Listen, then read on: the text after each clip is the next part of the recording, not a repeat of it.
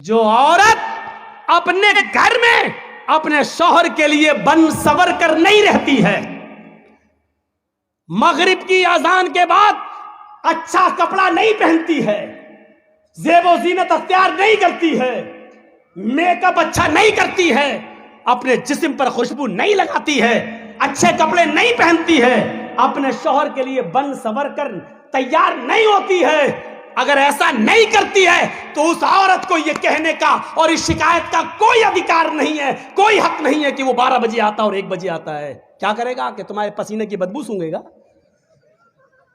क्या करेगा कि वो तुम्हारे लिए?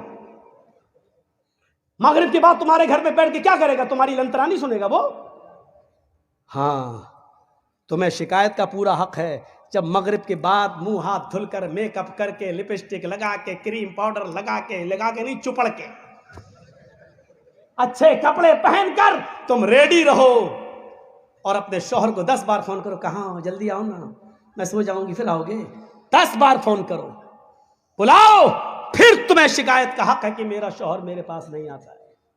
रहोगी घर में भंगन बनकर, फिर वो आएगा रात के, क्या करेगा वो आकर? फिर तो वो उसी ऑफिस वाली के पास बैठेगा जिस ऑफिस में उसके साथ काम करता है, क्योंकि वो उसके लिए बंठन कर बैठी हुई है। अगर रात में कोई शौहर 1 और 2 बजे तुम्हारे घर आ रहा है तो इसकी जिम्मेदार भी तुम हो। तुमने कैसे उसको इतनी आज़ादी दी है? तुम्हारे प्यार में कोई कमी ज़रूर है, तुम्हारे मेकअप और ज़ेब और ज़ीनत में कोई कमी ज़रूर रह गई है, वरना वो मगरिब के बाद घर छोड़ के जाता कैसे है, समझ में नहीं आता। इताअत, वरना इतना बड़ा हक, बुरा मत मानिएगा।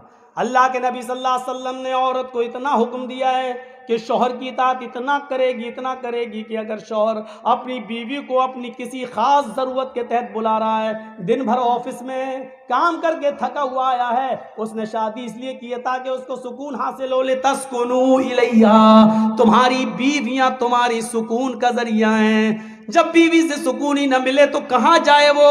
इसलिए फरमाया, आए अल्लाह की बंदियों, अल्लाह के नबी कहते हैं मेरी मोमिना औरतों, कान के पर्दे खोल कर सुनो, तुम्हारा शौहर अगर तुम्हें अपनी खास जरूरत के लिए तुम्हें बुला रहा है, रात के किसी भी हिस्से में तुम्हें बुला रहा है या दिन के किसी भी हिस्से में तुम्हें बुला रहा है, तो तुम्हें इनकार नहीं करना चाहिए, इनकार नहीं करना चाहिए, तुम्हें अपनी शौहर की फौरन बात मानना चाहिए। यहां तक कि अल्लाह के नबी ने कहा, अला कतबिन, अगर तुम ऊंट के कजावे पर भी बैठी हो तब भी तुम्हें आना पड़ेगा। ऊंट का कजावा तुम्हें समझ में नहीं आएगा।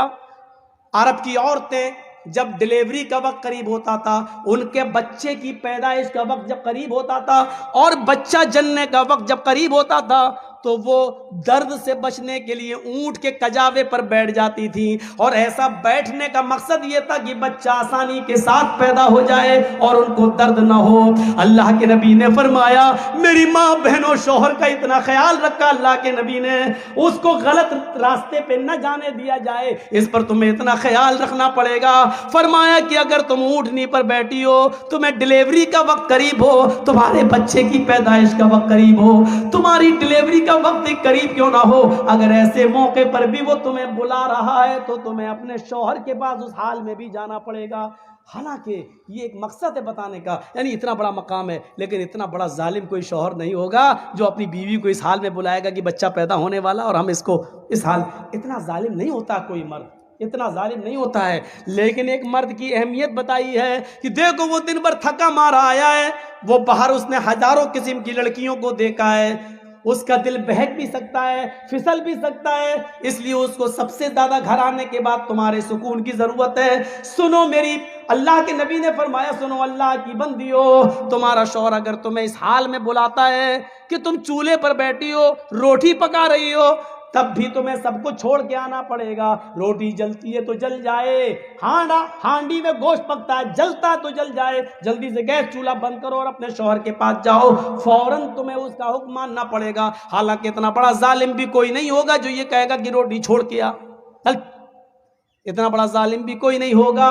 बताने का मकसद ये है कि वो जिस वक्त भी तुम्हारी ज़रूरत को महसूस करेगा, तुम्हें उसके पास जाना पड़ेगा।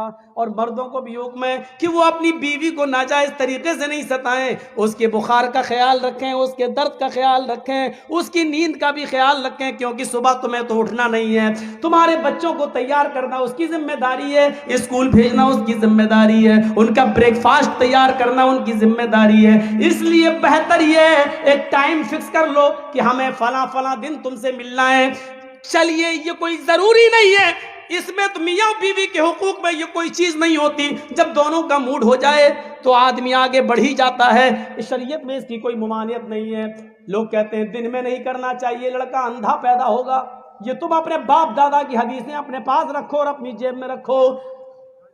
अल्लाह के रसूल ने तो औरत को हुक्म दिया है कि नफली रोजा तुम अपने शौहर की इजाजत के बगैर नहीं रख सकती हो सकता है कि दिन में तुम्हारे शौहर को तुम्हारी जरूरत पड़ जाए और तुम कह दो मैं रोजे से हूं, और उसके दिल में आग लग जाए, फिर वो गलत रास्ते तलाश करता फिरे।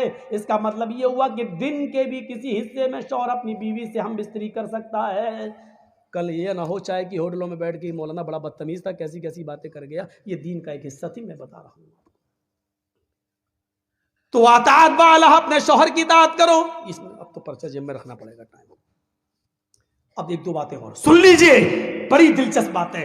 तो 4 चीजें हो गई। 5 वक्त की नमाज पढ़ती हो, रमजान के पूरे रोजे रखती हो, अपनी सतर की और शर्मगाह की हिफाजत करती हो, और अपनी शौहर की इताअत और फरमाबरदारी करती हो। ये 4 काम जो औरत कर ले क्या होगा? फलतदखुल मिन अय्यब्वाबिल जन्नति शाद। ये जन्नत के जिस दरवाजे से दाखिल होना चाहे हो जाए, अल्लाह के फरिश्ते खड़े होंगे, ऐ औरत 8 दरवाजे खुले, जा, जिस दरवाजे से जाना चाहे चली जा। ये है औरत को जन्नत का सर्टिफिकेट। एक दूसरी हदीस में अल्लाह के नबी ने फरमाया, जिसकी 3 बेटियां होंगी या 3 बहनें होंगी, बहनें यानी बाप का इंतकाल हो गया तो बहनों का जिम्मेदार भी तो भाई हो गया ना। तो जिसकी 3 बेटियां या जिसकी 3 बहनें हो और बाप का इंतकाल हो गया हो और बहनें उसकी निगरानी में हो, तो जिसकी 3 बेटियां या 3 बहनें हो और उसने उनको पढ़ाया हो, लिखाया हो, अच्छा अदब सिखाया हो और अच्छी तालीम दी हो, और उसके बाद उन तीनों का निकाह कर दिया हो, उन तीनों की शादी करा दी हो, दीनदार घराने में उनका घर बसवा दिया हो, तो उन तीनों का निकाह करा के उनका घर बसाने वाला, उन बहनों और बेटियों का घर बसाने वाला जन्नत में मेरा पड़ोसी बनकर रहेगा। कहाँ रहेगा? जन्नत में मेरा पड़ोसी बनकर रहेगा। अल्लाह के नबी सल्लल्लाहु अलैहि वसल्लम के पास बहुत सा माल आया। सहाबाए किराम मस्जिद में पहुंच गए, ये माल तो सब में तकसीम होगा। तो फजर की नमाज से पहले अल्लाह के रसूल सल्लल्लाहु अलैहि वसल्लम मस्जिद में पहुंचे तो देखा साहबा मस्जिद में पहले ही पहुंच गए। अभी आसान होती थी तब आते थे, आज तो ये पहले ही आ गए। तो अल्लाह के रसूल ने फरमाया, लगता है शायद तुम्हें खबर मिल गई कि आज माल तकसीम होगा। बहरैन से माल आया था, बहुत माल, तो सब सहाबा में बंटना था। तो सहाबा ने कहा, हाँ अल्लाह के रसूल, माल तकसीम होगा इसलिए हम चले आए। अल्लाह के रसूल ने फरमाया, मेरी बीवी ने भी चूल्हा संभाल लिया है, क्योंकि इस माल में मेरा भी हिस्सा है, आज मेरे घर में भी चूल्हा जलेगा। हजरत आयशा ने 15 दिन चूल्हा नहीं जला उनके घर, आयशा ने चूल्हा संभाल लिया। अल्लाह के रसूल, आज तो कुछ मिलेगा? हाँ, आज गोश्त पकेगा हमारे घर, तुम चूल्हा संभाल लो, लकड़ियाँ रख लो, चूल्हा पोत लो। फजर की नमाज के बाद माल तकसीम करना शुरू कर दिया। तकरीबन 11 बज गए, यानी जवाल का टाइम हो गया, तब तक माल बांटते रहे अल्लाह के रसूल और सबको दे दिया। अल्लाह के रसूल के हिस्से में भी 2 थैले आ गए, 2 थैला भर के माल। सब लोग जा चुके। अल्लाह के रसूल अपने 2 थैले लेकर जैसे ही घर की तरफ बढ़ते हैं, मस्जिद से बाहर निकलते हैं, घर की तरफ जा रहे हैं, तो आपका रास्ता 2 यतीम बच्चों ने रोक लिया। एक की उम्र 7 साल, एक की उम्र 9 साल। एक ने दायां थैला पकड़ लिया, एक ने बायां थैला पकड़ लिया। एक ने कहा, अल्लाह के रसूल मेरी माँ नहीं है। एक ने कहा, अल्लाह के नबी मेरा बाप नहीं है। एक ने कहा, अल्लाह के रसूल मेरी माँ नहीं है, मेरे बाप ने दूसरी शादी कर ली। दूसरी बीवी जो उसके पास आई है वो मुझे अपना बेटा ही नहीं मानती है, वो अपने और बेटों को खिलाती पिलाती है, मेरा ख्याल नहीं रखती। दूसरे ने कहा, अल्लाह के नबी मेरा बाप नहीं है। उधर मेरी माँ ने दूसरी शादी कर ली, वो बाप मुझे कुछ नहीं समझता है और वो मेरी माँ का गुलाम सा बन के रह गया है। अल्लाह के नबी सल्लल्लाहु अलैहि वसल्लम मुझ पर रहम कीजिए। दाएं नजर डाली तो 7 साल, बाएं नजर डाली तो 8-9 साल, हाथ की बंदिश ढीली पड़ गई। ये थैला इस बच्चे को दे दिया और वो थैला उस बच्चे को दे दिया। दोनों बच्चे दोनों थैले लेके जाने लगे और अल्लाह